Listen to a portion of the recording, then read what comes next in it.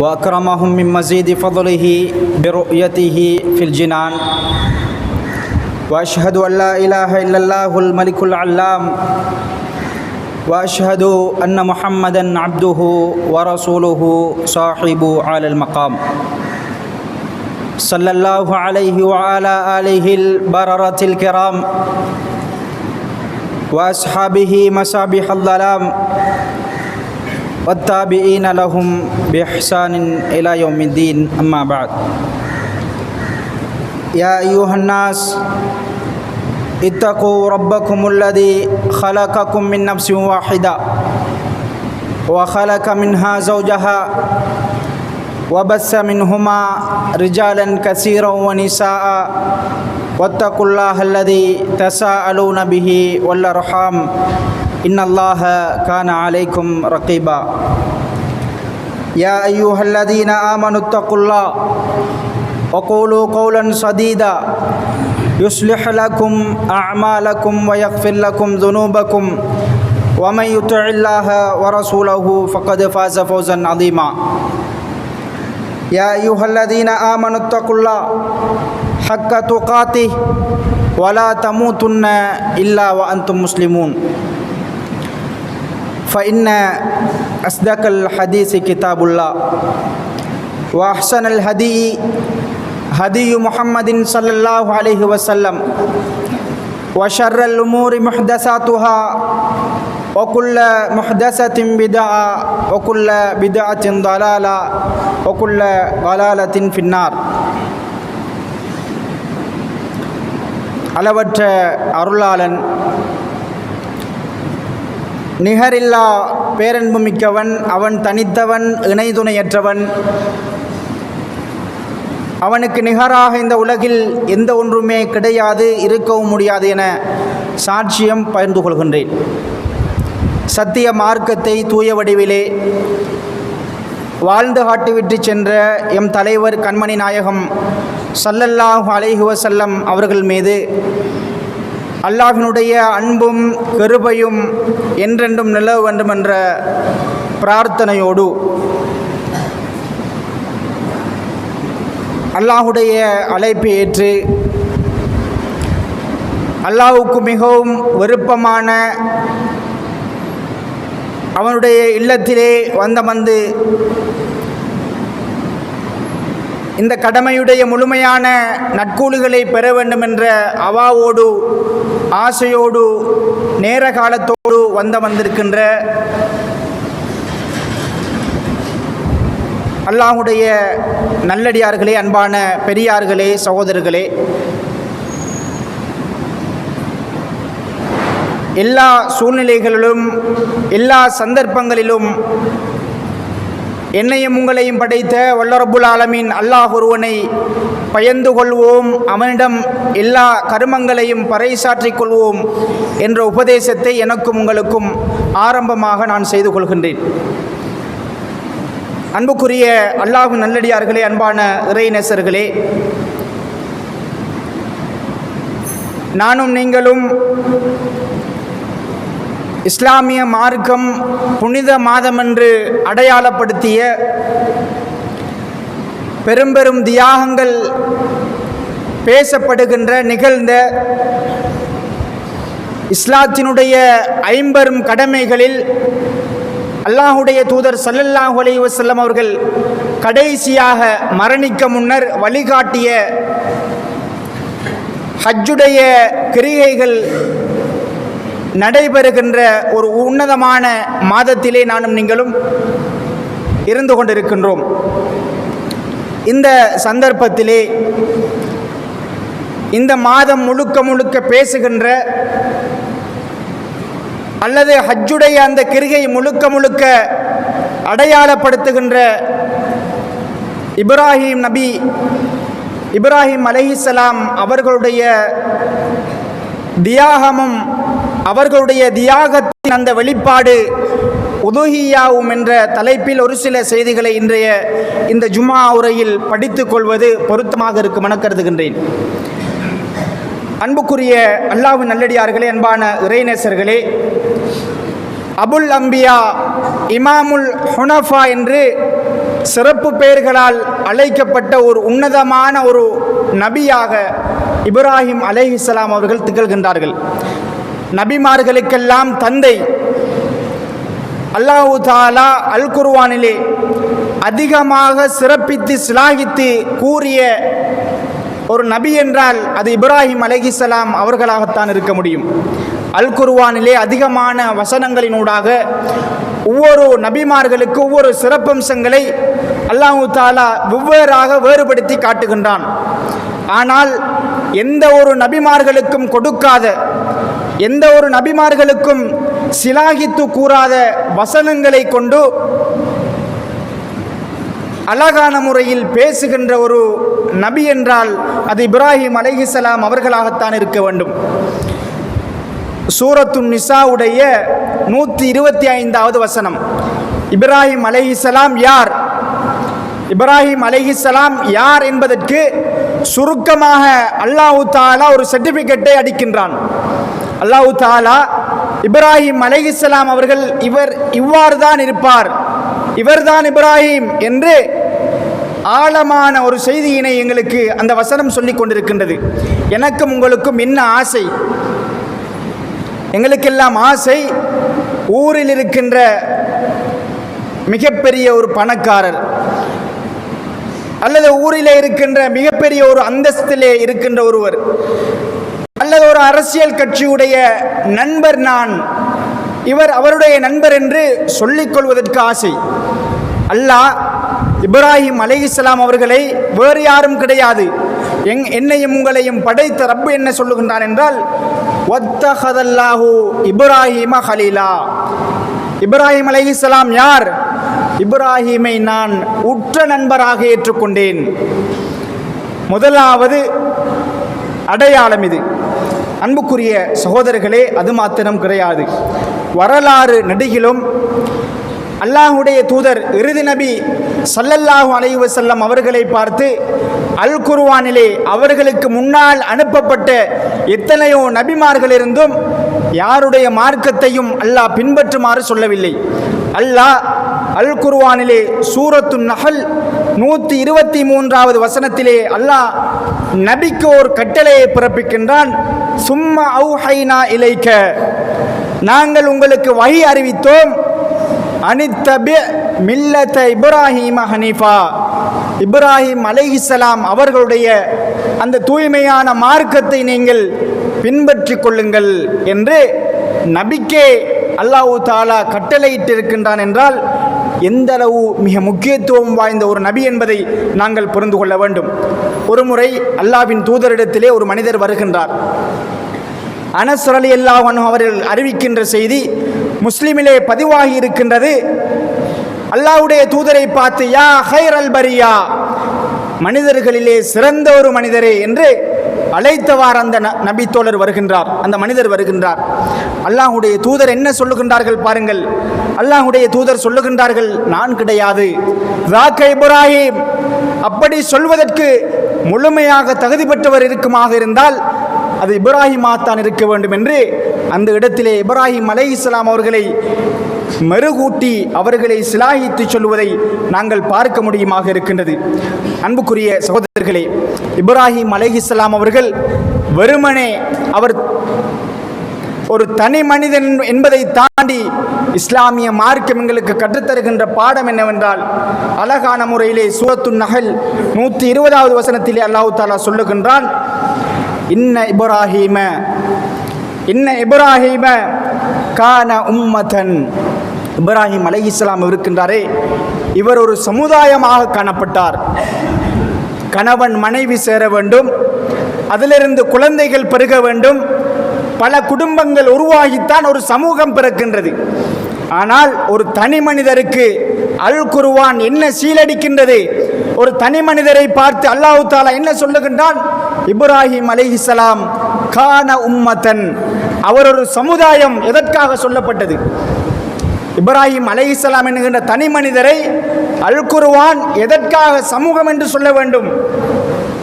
ஒரு முழுமையான சமுதாயம் கொண்டிருக்க வேண்டிய நட்பண்புகளை, ஒரு சமூகம் கொண்டிருக்க வேண்டிய முன்மாதிரிகளை, ஒரு சமூகம் செய்ய வேண்டிய தியாகங்களை ஒரு தனி மனிதராக நின்று அனைத்தையும் செய்து காட்டிய ஒரு நபித்தோழர் என்பதால் இஸ்லாமிய மார்க்கம் அல் குர்ஆன் எங்களுக்கு அவர் தனி மனிதன் கிடையாது, அவர் ஒரு சமுதாயம் போன்றாவார் என்று அல் குர்ஆனிலே சிலாகித்து சொல்வதை நாங்கள் காண முடியுமாக இருக்கின்றது. அன்புக்குரிய சகோதரர்களே, இத்தனை சிறப்புகளையும் கொண்ட இப்ராஹிம் அலைஹிஸ்ஸலாம் அவர்கள் சம்பந்தமாக இந்த மாதத்தில் சுருக்கமாக சரி இவர்களுடைய சம்பவங்களை, இவர்களுடைய குடும்பத்தின் தியாகங்களை நாங்கள் தெரிந்திருக்க வேண்டும். அன்புக்குரிய சகோதரர்களே, இப்ராஹிம் அலைஹிஸ்ஸலாம் அவர்கள் சாதாரணமான ஒரு நபி கிடையாது. லேசான துன்பங்களை அடைந்துவிட்டு அதிலே வெற்றி கண்ட ஒரு நபித்தோழர் கிடையாது. அல் குர்ஆன் சொல்லுகின்றது, அல்லாஹ் தஆலாவால் கொடுக்கப்பட்ட அனைத்து சோதனைகளிலும் வெற்றி பெற்ற நபித்தோழர் என்றால் அது இப்ராஹிம் அலைஹிஸ்ஸலாம் அவர்கள் என்று அல் குர்ஆன் எங்களுக்கு சிலாகித்து கூறுகின்றது. இஸ்லாத்தை உறுதியாக எட்டி வைப்பதில் லா இலாஹ இல்லல்லாஹ், அல்லாஹ்வை தவிர வேறு கடவுள் கிடையாது, எங்களுடைய எல்லா கவலைகளையும், எல்லா தேவைகளையும், சந்தோஷங்களையும், துக்கங்களையும் பகிர்ந்து கொள்ள போதுமானவன் அல்லாஹ் ஒருவன்தான், அவனை அன்று வேறு யாரும் கிடையாது என்ற அந்த தௌஹீதுடைய கொள்கையில் உறுதியாக இருந்த ஒரு மிகப்பெரிய உத்தமர் தான் இப்ராஹிம் அலைஹிஸ்ஸலாம் அவர்கள். மிக நிதானமாக சிந்தித்து மக்களுக்கு தவ்வா செய்யக்கூடிய ஒரு பண்பாளர் இப்ராஹிம் அலைஹிஸ்ஸலாம் அவர்கள் அல்லாஹ் ஒருவன் என்பதில் உறுதியாக இருந்தார்கள்.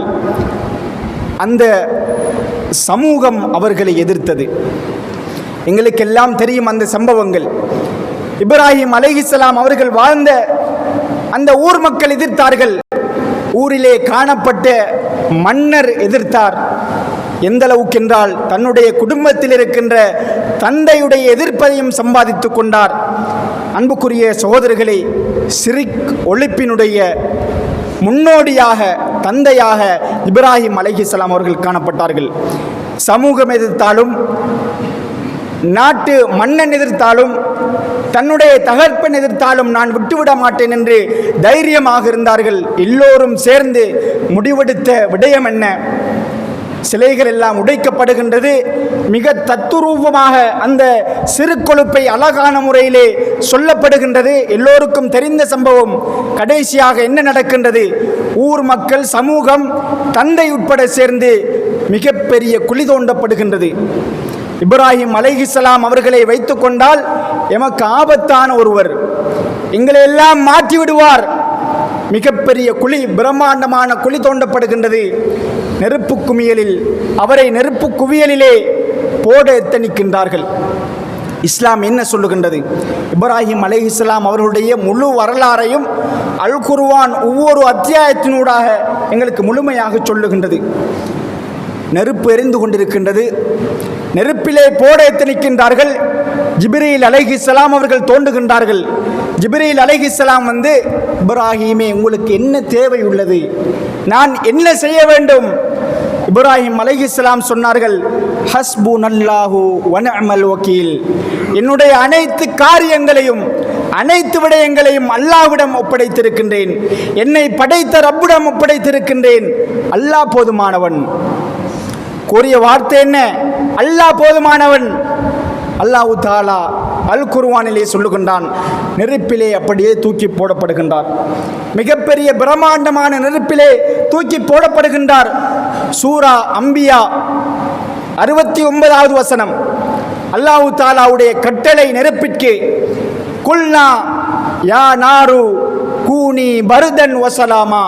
நெருப்பே அலா இப்ராஹிம், இப்ராஹிம் அலைஹிஸ்ஸலாம் அவர்களுக்கு சுடக்கூடாது. இப்ராஹிம் அலைஹிஸ்ஸலாம் அவர்கள் நெருப்பிலே போடப்படுகின்றார்கள். அவருக்கு சாந்தமாக இருக்க வேண்டும் என்று நெருப்புக்கு அல்லாஹ் தஆலா கட்டளை பிறப்பிக்கின்றான். அதிலிருந்து மீளுகின்றார்கள், தப்பிக்கின்றார்கள் இப்ராஹிம் அலைஹிஸ்ஸலாம் அவர்கள். அன்புக்குரிய சகோதரர்களே, தன்னுடைய மனைவியை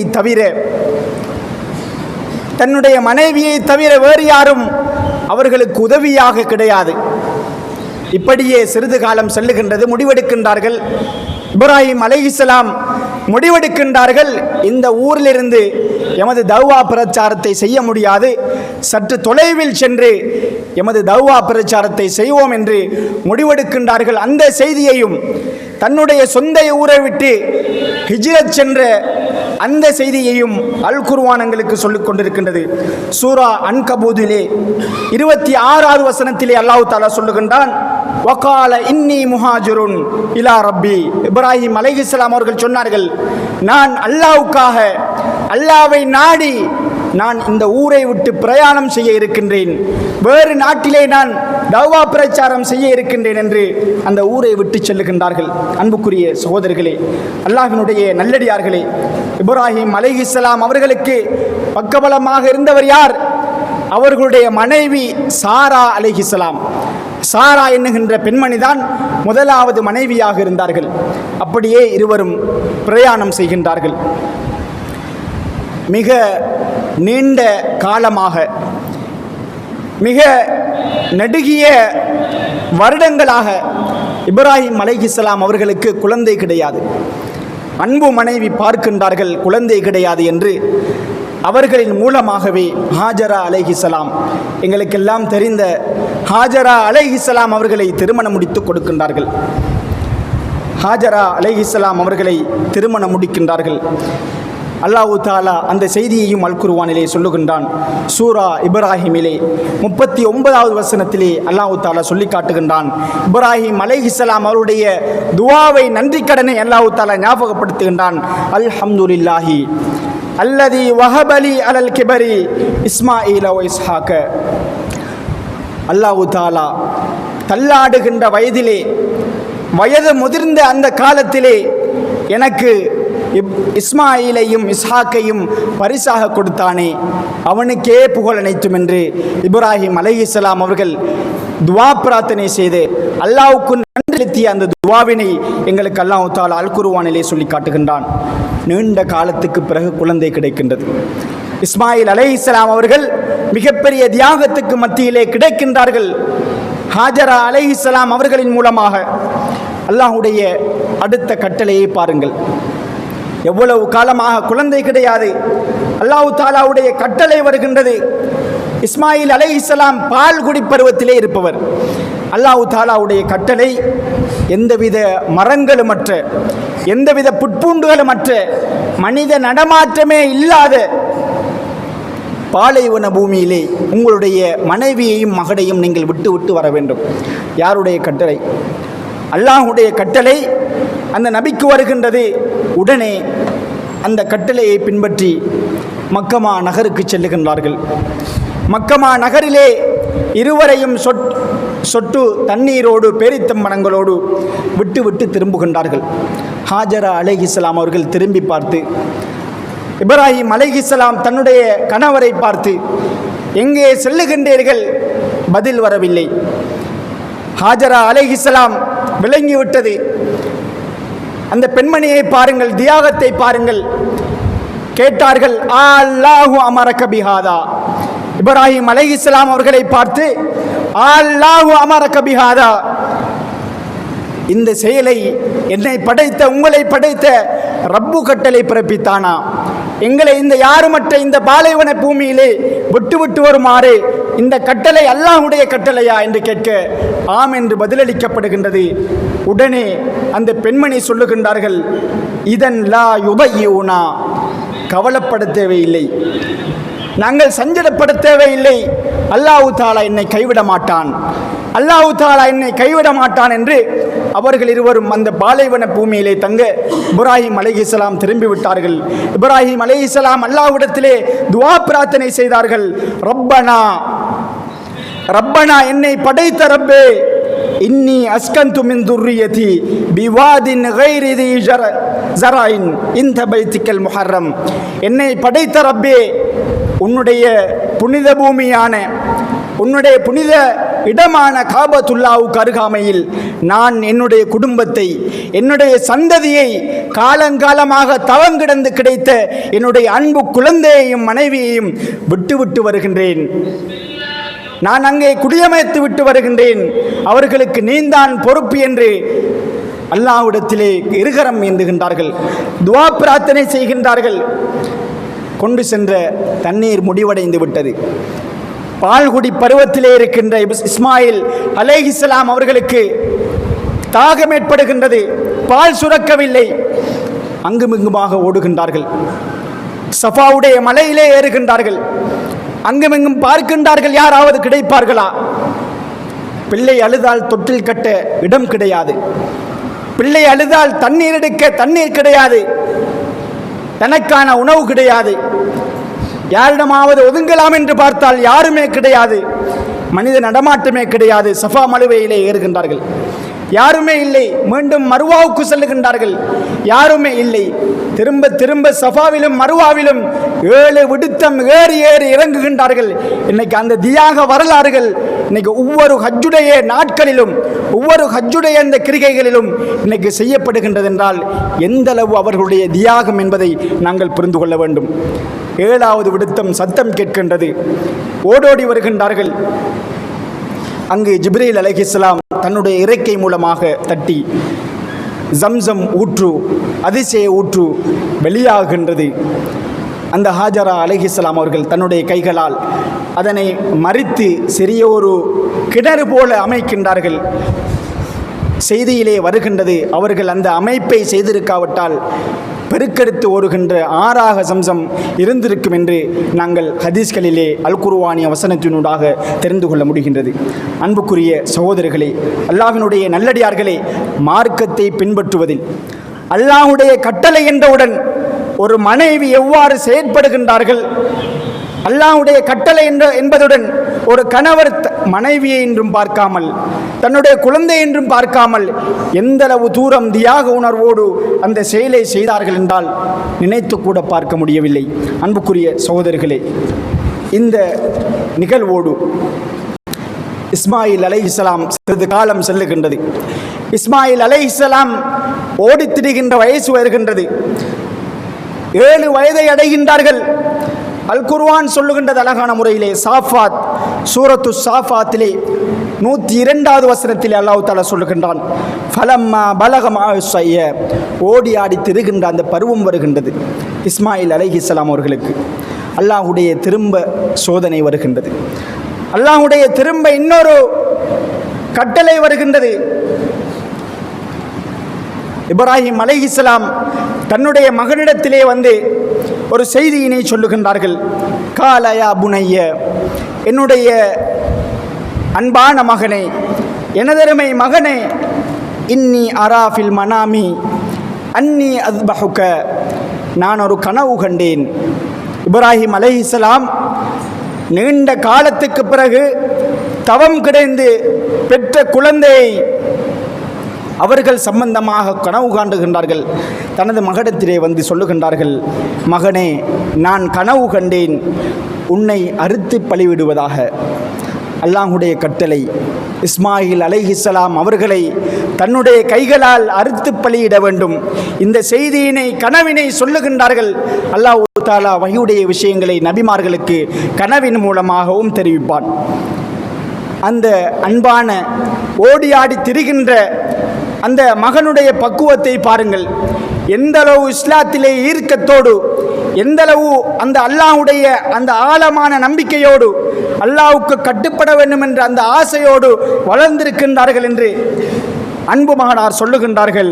கால யா அபதி இஃபல் மா துமர் சதஜிதுனி இன்ஷா அல்லாஹு மினஸ் சாபிரீன். என்னுடைய அருமை தந்தையே, உங்களுக்கு எது கட்டளையாக பிறப்பிக்கப்பட்டிருக்கின்றதோ, எதனை நீங்கள் கனவாக கண்டீர்களோ அதனை தாராளமாக செஞ்சு கொள்ளலாம். நான் பொறுமையாளராக இருப்பேன், என்னை பொறுமையாளராக நீங்கள் கண்டுகொள்வீர்கள் என்று அழகான முறையிலே பதிலளிக்கின்றார்கள். தந்தையும் மகனும் சேர்ந்து இந்த கனவிற்கு தலை சாய்த்தது மட்டும் கிடையாது. நாங்கள் ஆடுகளை மாடுகளை குர்பான் கொடுப்பது போல, உதுஹியா கொடுப்பது போல, அறுத்து பலியிடுவது போல, தான் பெற்றெடுத்த தவம் கிடந்து அல்லாஹ் தஆலாவால் கிடைக்கப்பெற்ற அந்த அன்பு மகனை அல் குர்ஆன் எப்படி சொல்லுகின்றது என்று சொன்னால், ஃபலம்மா அஸ்லமா வ தல்லஹு லில் ஜபீன், இருவரும் அல்லாஹ்வுடைய கட்டளைக்கு செவிதாய்த்து கட்டளையை அடிபணிந்து முகம் குப்பர போடுகின்றார்கள். இப்ராஹிம் அலைஹிஸ்ஸலாம், இஸ்மாயில் அலைஹிஸ்ஸலாம் தன்னுடைய மகனை அறுப்பதற்காக ஆடு மாடுகளை போடுவதைப் போல முகம் குப்பர அறுப்பதற்காக தயாராகின்றார்கள். நினைத்து பார்க்க முடிக்கின்றதா? ஒரு தந்தை தன்னுடைய குழந்தையை இவ்வாறான ஒரு நிகழ்வை செய்வதற்கு யாராவது முன்வருவோமா? எப்படிப்பட்ட தியாகம் அது! மறு வார்த்தையே கிடையாது. அல்லாஹ்வுடைய கட்டளை செவிசாய்க்க வேண்டும். அவர்கள் முகம் குப்பர போடுகின்றார்கள், அறுப்பதற்கு எத்தனிக்கின்றார்கள். அல் குர்ஆன் சொல்லுகின்றது, அல்லாஹ்வுடைய அழைப்பு போகின்றது.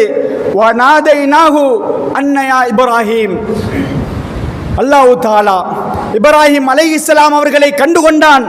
இப்ராஹிம் அலைஹிஸ்ஸலாம் அவர்களை கத்தியை அறுக்க முன்னர், அவர்களை அறுத்து பலியிட முன்னர், இப்ராஹிமே என்று அழைப்பு செல்லுகின்றது. அல்லாஹ்வுடைய அழைப்பு. கது சத்தக்த ருயா, இப்ராஹிமே நீங்கள் கண்ட கனவை நீங்கள் உண்மைப்படுத்தி விட்டீர்கள், அல்லாஹ்வுக்கு முழுமையாக கட்டுப்பட்டு விட்டீர்கள் என்று அல்லாஹ் தஆலா அல் குர்ஆனிலே ஆழமாக அழகாக இந்த சம்பவத்தை எங்களுக்கு சொல்லிக் கொண்டிருக்கின்றான். இந்த தியாகத்தின் வெளிப்பாடாகத்தான் நாங்கள் இந்த ஹஜ்ஜுடைய காலத்திலே உதுஹியா என்கின்ற அந்த மிக உன்னதமான ஒரு இபாதத்தை செய்து வருகின்றோம். அன்புக்குரிய சகோதரர்களே, எப்படிப்பட்ட தியாகம் இது!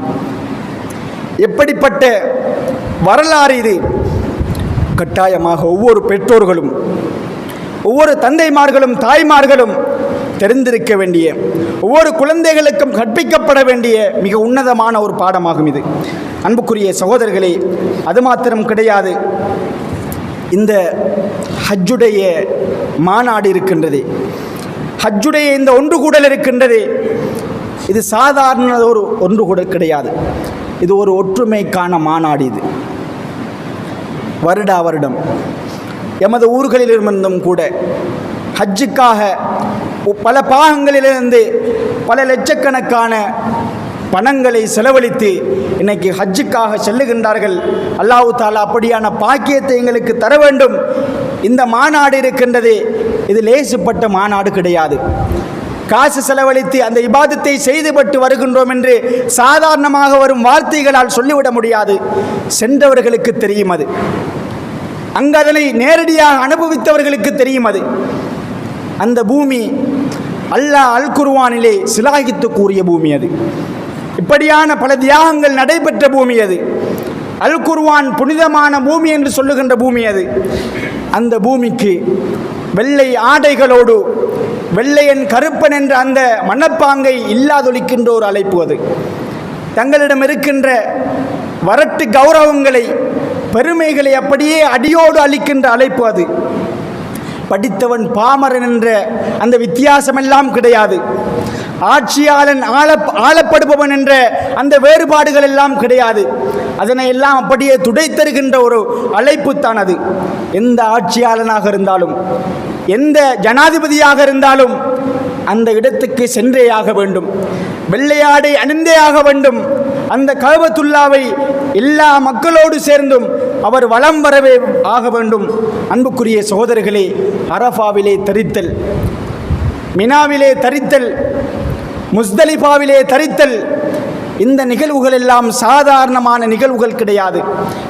ஒரு மனிதன் தன்னுடைய எல்லா சுய கௌரவங்களையும் விட்டுவிட்டு தான் அல்லாஹ்வுக்கு சொந்தமானவன், தான் அல்லாஹ்விடமே செல்ல இருக்கின்றேன் என்று முழுமையாக அல்லாஹ்விடம் தங்களை சாய்த்து கொள்ளுகின்ற ஒரு இபாதத், சாய்த்து கொள்ளுகின்ற ஒரு ஒன்று கூடல் என்பதை நாங்கள் புரிந்து கொள்ள வேண்டும். அன்புக்குரிய சகோதரர்களே, அதைவிட மிக முக்கியமான விடயம், அங்கு செல்லுகின்ற பொழுது ஹஜ்ஜிலே ஞாபகப்படுத்தப்பட்ட, அரஃபா மைதானத்திலே சொல்லி காட்டப்பட்ட அந்த நிகழ்வு எங்களுக்கு ஞாபகத்திலே வரும். அல்லாஹ்வுடைய தூதர் சொன்னார்கள், ஒரு மனிதனுடைய மானம், ஒரு மனிதனுடைய உயிர், ஒரு மனிதனுடைய உடைமைகள் எல்லாம் பாதுகாக்கப்பட வேண்டியது. புனிதத்துவமானது, யாருக்கும் கை வைக்க முடியாது என்று அல்லாஹ்வுடைய தூதர் உரத்து கூறிய இடம்தான் அந்த அரஃபாவுடைய மைதானம். அன்புக்குரிய சகோதரர்களே, இந்த சந்தர்ப்பத்தை நாங்கள் உருவாக்கி கொள்ள வேண்டும். ஹஜ்ஜுக்கு அந்த வெள்ளையாடையோடு மக்களோடு மக்களாக ஒன்று சேர்ந்து அந்த இபாதத்தை செய்வதற்காக நாங்கள் முயற்சி செய்து கொள்ள வேண்டும், அதற்காக தியாகம் செய்து கொள்ள வேண்டும். அல்லாஹ் தஆலாவுடைய கட்டளையை சரிவர நிறைவேற்ற வேண்டும். இந்த அழகான ஒரு குடும்பம் இப்ராஹிம் அலைஹிஸ்ஸலாம் அவர்களும் செய்த தியாகத்தை போல நாங்கள் எமது குடும்பங்களோடு அழகான முறையிலே சந்தோஷமாக வாழுகின்றோம். எமது குடும்பத்தை பாலைவனத்தில் விடவும் தேவையில்லை, எமது குழந்தையை அறுத்து பலியிட தேவையும் இல்லை. அல்லாஹ்வுடைய கட்டளையா நான் ஏற்றுக்கொள்வேன், அல்லாஹ்வுடைய வார்த்தையா மறு வார்த்தை கிடையாது, அல்லாஹ்வின் தூதருடைய செயலா அல்லாஹ்வின் தூதருடைய கட்டளையா மறுவார்த்தை கிடையாது, முழுமையாக அடிபணிவேன். என்னுடைய மனைவியும் முழுமையாக அடிபணிவாள். அதன் போல நான் எனது குழந்தைகளை வளர்த்திருக்கின்றேன் என்று சொல்லுகின்ற அளவுக்கு எமது குடும்பம் உருவாக்கப்பட வேண்டும், எமது குழந்தைகள் பராமரிக்கப்பட வேண்டும். எனவே அன்புக்குரிய அல்லாஹ்வின் நல்லடியார்களே, அல்லாஹ் தஆலா என்னையும் உங்களையும் ஈருலகிலும் வெற்றி பெறச் செய்வானாக. பாரக்கல்லாஹு லனா வலக்கும் வலி ஜமீஇல் முஸ்லிமீன் மின் குல்லி தம்பின் ஃபஸ்தக்ஃபிரூஹு இன்னஹு ஹுவல் கஃபூருர் ரஹீம்.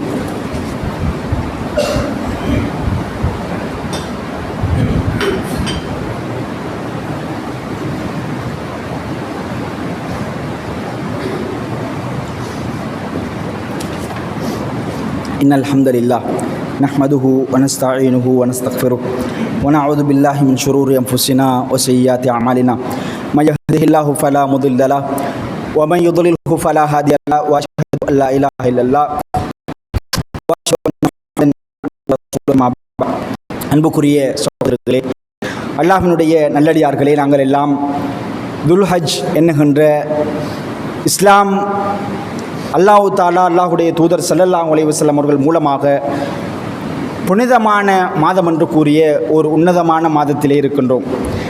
நாங்கள் ஏற்கனவே பார்த்ததை போல அந்த குடும்பத்துடைய இப்ராஹிம் அலைஹிஸ்ஸலாம் அவர்களுடைய அந்த தியாகத்தின் வெளிப்பாடாகத்தான் இந்த துல்ஹஜ் மாதத்தில் இருக்கின்ற உதுஹியா என்று சொல்லப்படக்கூடிய அறுத்து பலியிடுதல் என்று சொல்லக்கூடிய ஒரு உன்னதமான ஒரு இபாதத் இருக்கின்றது. உதுஹியா கொடுப்பவர்கள் நியத்துக்களோடு அதற்கான தயார் நிலையிலே நாங்கள் எல்லாம் இருப்போம். எனவே உதுஹியாவுடைய சம்பந்தப்பட்ட சுருக்கமான சட்டங்களை மிகச் சுருக்கமாக இரண்டாவது குத்துபாவிலே பார்த்து முடித்துக்கொள்வோம். அன்புக்குரிய சகோதரர்களே, உதுஹியா அல்லாஹ்வுக்காக கால்நடைகளை அறுத்து பலியிடுதல் என்கின்ற இந்த நிகழ்வு இப்ராஹிம் அலைஹிஸ்ஸலாம் அவர்களுடைய தியாகத்தின் வெளிப்பாடாக இருக்கின்றது. இந்த உதுஹியா என்கின்ற கடமை நாங்கள் அடைய இருக்கின்ற யௌமுன் நஹர் 10வது பிறை 10வது நாளன்று, அதாவது பெருநாளுடைய நாளன்று செய்கின்ற ஆரம்பிக்கின்ற ஒரு இபாதத். இந்த இபாதத் எப்பொழுது வரைக்கும் செய்யலாம் என்று சொன்னால், அந்த பெருநாளுடைய தொழுகையை தொழுதலிருந்து 10வது நாளிலிருந்து பிறை 11, 12, 13வது இந்த 3 நாட்களிலும் ஐயாமுத் தஷ்ரீக்குடைய இந்த நாட்களிலே இந்த இபாதத்தை செய்ய வேண்டும். அன்புக்குரிய சகோதரர்களே, இஸ்லாம் எங்களுக்கு இந்த இபாதத்தை செய்வதற்கு கால்நடைகளான ஒட்டகம், ஆடு, மாடு இந்த கால்நடைகளை எங்களுக்கு சொல்லித் தருகின்றது. ஒட்டகம் எமது ஊர்களிலே கொடுக்கப்படுவது கிடையாது. பெரும்பாலும் மாடுகளும் ஆடுகளும் அறுத்து பலியிடப்படுகின்றது. இஸ்லாம் இந்த வரையறையை சொன்ன இஸ்லாம் எங்களுக்கு இந்த கால்நடைகளுடைய வயதலையை எங்களுக்கு நிர்ணயித்து கூறுகின்றது. ஒட்டகம் என்றால் 5 வருடம் பூர்த்தியாக இருக்க வேண்டும், மாடு என்றால் 2 வருடம் பூர்த்தியாக இருக்க வேண்டும், ஆடு என்றால் 1 வருடம் பூர்த்தியாக இருக்க வேண்டும். அன்புக்குரிய அல்லாஹ்வின் நல்லடியார்களே, அன்பான சகோதரர்களே, அல்லாஹ்வுடைய தூதர் ஸல்லல்லாஹு அலைஹி வஸல்லம் அவர்கள் சொன்னார்கள், லா தத்பஹு இல்லா முஸின்னா, இப்படியான வயதை எட்டாத அந்த கால்நடைகளை நீங்கள் அறுத்து பலியிட வேண்டாம் என்று ஒரு தடையினை விதித்தார்கள். அன்புக்குரிய சகோதரர்களே, பல ஆயிரக்கணக்கான ரூபாய்களை செலவழித்து நான் அல்லாஹ்வுடைய அந்த திருப்பொருத்தத்தை பெற வேண்டும், அந்த இப்ராஹிம் நபி செய்த தியாகத்திலே ஒரு துளியாவது நான் அதனை அடைய வேண்டும் என்ற எண்ணத்தோடு இருக்கின்றவர்கள், அதற்கான தயார் நிலையிலே இருப்பவர்கள், நாங்கள் அந்த குர்பானி கொடுக்கின்ற உதுஹியா கொடுக்கின்ற அந்த பிராணியை அதற்காக பணத்தை மாத்திரம் கொடுத்துவிட்டு எத்தனை நபர்களுக்கு கொடுத்தீர்கள் என்று அந்த போட்டோவை பார்த்துவிட்டு எமது இபாதத் முடிந்து விட்டது என்று சொல்லுகின்ற அப்படியான நபர்களாக இருக்கக்கூடாது. இஸ்லாம் அழகான முறையிலே எங்களுக்கு சொல்லுகின்றது. நாங்கள் மாடு ஆடு பார்க்கின்ற பொழுது இத்தனை குடும்பம் இருக்கின்றது, இத்தனை நபர்களுக்கு கொடுக்க வேண்டும் என்று ராத்தல்களை அந்த ஆடு மாடுகளை பார்த்து அந்த நிறைகளை பார்த்து வாங்குகின்ற நாங்கள் அதனுடைய வயதலைகளையும் கட்டாயமாக பார்க்க வேண்டும். அந்த மாடு அதனுடைய அந்த வயதலையை அடைந்திருக்கின்றதா, ஆடு அதனுடைய வயதலையை அடைந்திருக்கின்றதா என்று கட்டாயமாக நாங்கள் பார்க்க கடமைப்பட்டிருக்கின்றோம். அது மாத்திரம் கிடையாது, இன்னைக்கு நிறைய வெளியூர்களிலும் பள்ளிகளூடாக கூட்டு அந்த உதுஹியாக்கான ஏற்பாடுகள் செய்யப்படுகின்றது. நாங்கள் வெறுமனே பணத்தை அனுப்பிவிட்டு மாத்திரம் இருந்து விடாமல் தெரிவு செய்யப்படுகின்ற அந்த கால்நடைகளுக்கு இப்படியான கால்நடைகளை தெரிவு செய்யக்கூடாது என்று இஸ்லாம் எங்களுக்கு அதனையும் வலியுறுத்துகின்றது. அழகான முறையில் அல்லாஹ்வுடைய தூதர் ஸல்லல்லாஹு அலைஹி வஸல்லம் அவர்கள் சொன்னார்கள், அர்பவுன் 4 வகையான கால்நடைகள் இருக்கின்றது, லா தஜூசு ஃபில் அலாஹி, அதனை உதுஹியா கொடுக்க முடியாது. அப்படியான கால்நடைகளை நாங்கள் அறுத்து பலியிட முடியாது. அல்லாஹ்வுடைய தூதர் சொன்னார்கள், அல் ஔராஉ அல் பையினு ஔருஹா, கண் குருடான கண் தெரியாத அப்படியான கால்நடைகளை ஆடு மாடுகளை நீங்கள் கொடுக்க வேண்டாம். வல் மரீது அல் பையினு மர்துஹா, வெளிப்படையாக இந்த மாடு அல்லது இந்த கால்நடை இந்த ஆடு நோய்வாய்ப்பட்டிருக்கின்றது என்று எங்களுக்கு வெளிப்படையாக தெரிகின்றது, அப்படியான கால்நடைகளையும் நாங்கள் கொடுக்கக்கூடாது. அல் அர்ஜாவு அல் பையினு தலாஉஹா, அல்லாஹ்வுடைய தூதர் 3வது சொன்னார்கள், நொண்டியாக இருக்கின்ற ஊனமுற்றிருக்கின்ற அந்த கால்நடைகளையும் நீங்கள் இதற்காக நீங்கள் அறுத்து பலியிட வேண்டாம். 4வதாக வல் கசீரத்து அல்லதி லா துன்கி, எங்களுக்கு தெரியும், அதிலே அனுபவசாலிகளுக்கெல்லாம் தெரியும், ஒரு கால்நடையை பார்த்தவுடன், ஒரு ஆட்டினை மாட்டினை பார்த்தவுடன் எலும்புகள் எல்லாம் அப்படியே தேய்ந்து விலா எலும்புகள் எல்லாம் ஒட்டி இருக்கின்ற, இது சரிவராது என்று எங்களுக்கு பார்த்தவுடனே விளங்கி விடுகின்ற இப்படியான கால்நடைகளையும் கொடுக்க வேண்டாம் என்று அழகான வழிகாட்டலை எங்களுக்கு இஸ்லாம் சொல்லுகின்றது. எனவே இப்படியான கால்நடைகளை நாங்கள் தெரிவு செய்யாமல் இருக்க வேண்டும், இதிலே மிக கவனமாக இருக்க வேண்டும் என்ற செய்தியினை எங்களுக்கு ஹதீஸ் சொல்லுகின்றது.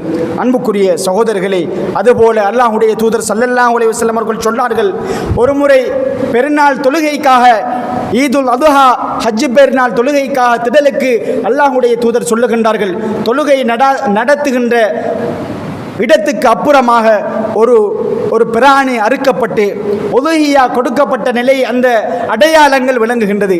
அல்லாஹ்வுடைய தூதர் சொல்லுகின்றார்கள், லா யுதஹியன் அஹத் ஹத்தா யுஸல்லி, தொழுகைக்கு முன்னால உதுஹியா கொடுக்க முடியாது, தொழுகைக்கு பிறகுதான் அதனுடைய நேரம்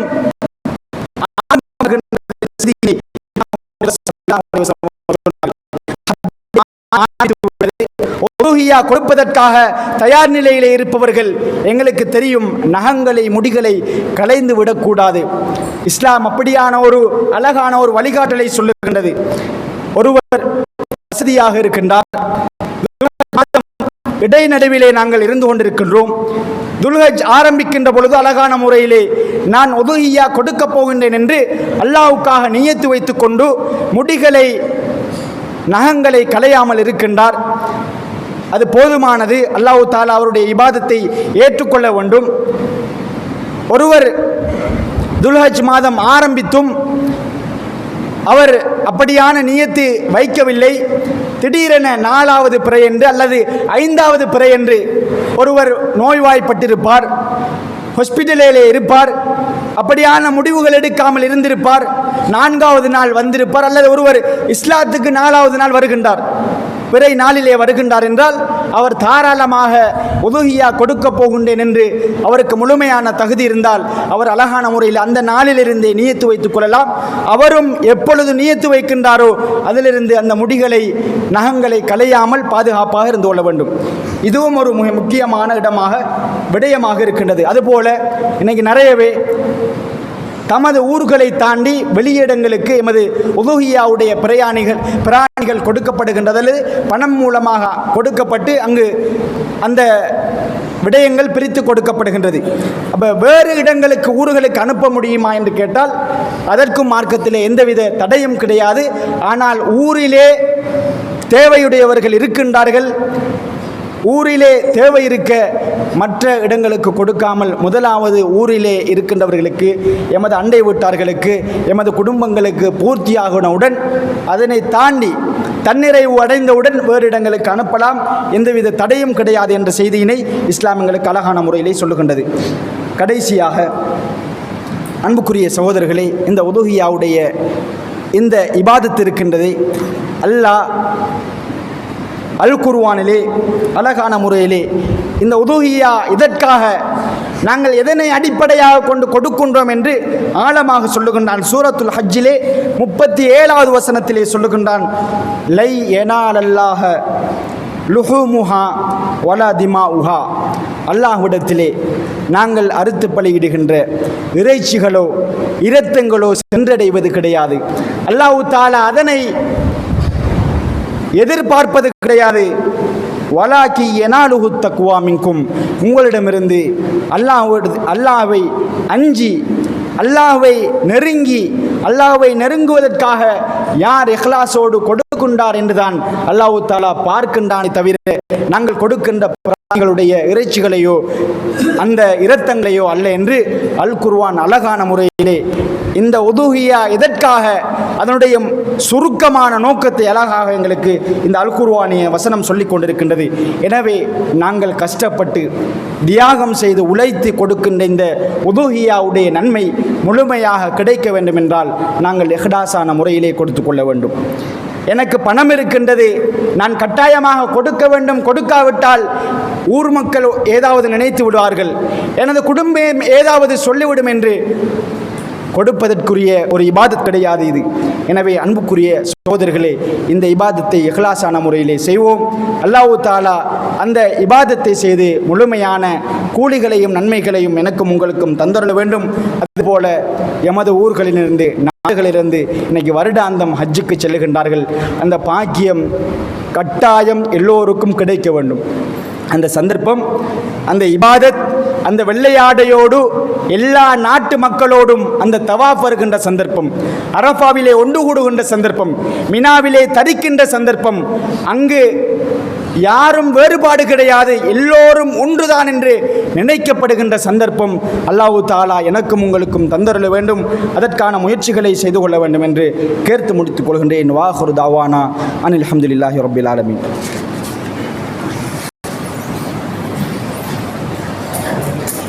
الله أكبر.